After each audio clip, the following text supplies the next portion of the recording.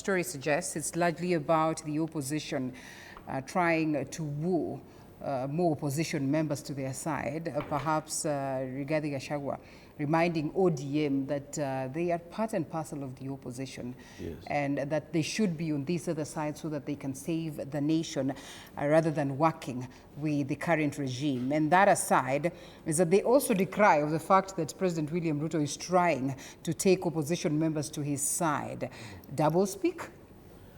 Well, Linda, I do not consider it doublespeak. From the beginning of time, ODM and Azimio were considered not to have won the election. Right. And therefore, we rightly belong to the opposition, or the alternative view, or the minority, whatever the term is going to be used appropriately. Because, as you know, we were majority at the beginning of time, both in the National Assembly and in various counties, where our MCAs were more than the MCAs of Kenya Kwanza put together. But of course, because of decimation of the opposition by the current regime, we found ourselves where we are today. Yeah. Nonetheless, we still consider, in terms of political maturity, we still consider this is a country where Kenyans are looking for like-minded individuals to be able to coalesce around ideas and opinions to shape the future of this country. Therefore, I will not find it doublespeak, because we have so many people, and I've said it before, so many people in Kenya Kwanza who are good people. We have also so many people in ODM who we know are not complicit in the affairs of the state under the so-called broad-based. And those are the individuals we are calling out, that please remember your position is here. And when Rigathi talked the other day about DCP owning certain constituencies within Nairobi, people made it look like it's a Kikuyu versus the rest of the country. Right. DCP is a political party that won seats in Nairobi, Western Kenya, and also in the former Rift Valley. This therefore means that, and also did very well in Magarini. This therefore means that our issue has been taken by the narrative of the state, particularly the biggest propagandist. Before the late Raila passed on, I used to say Raila and Ruto put together, they control 80% of the propaganda in the state of Kenya.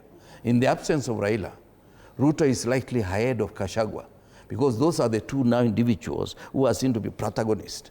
But we have both the narrative of the government, where they are saying, what is the alternative view on 1, 2, 3? We do not have the resources. If he wants to fix the road from Emali to Kadonzweni in Ukambani, those resources are owned by Ruto. They are not owned by Kalonzo. And therefore, pretending that that road Kalonzo said was not taking off, they have done it. Look at the budget. They have only given 100 million. And even the modest of the roads, if you are doing Puteman standard, is 30 million per kilometer.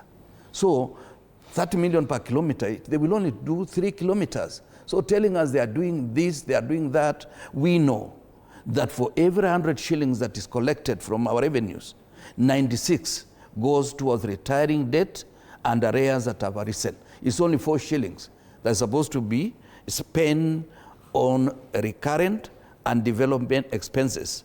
That's why we are attracting every year 1.25 trillion in terms of new debt, because we do not have money enough to run the affairs of this country. Right.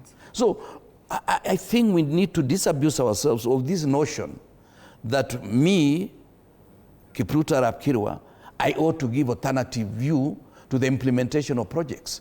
Give us a chance to be in government. Now we'll be doing things different from what Ruto is doing. Our alternative view is that zero tolerance to corruption. Right. Alternative view, we reduce pilferage. Alternative view, we reduce the issue of launching projects without the associated budget. But now when we buy this narrative, we are buying the narrative. Even some of our colleagues in the opposition, they're already buying the narrative that what is your alternative view?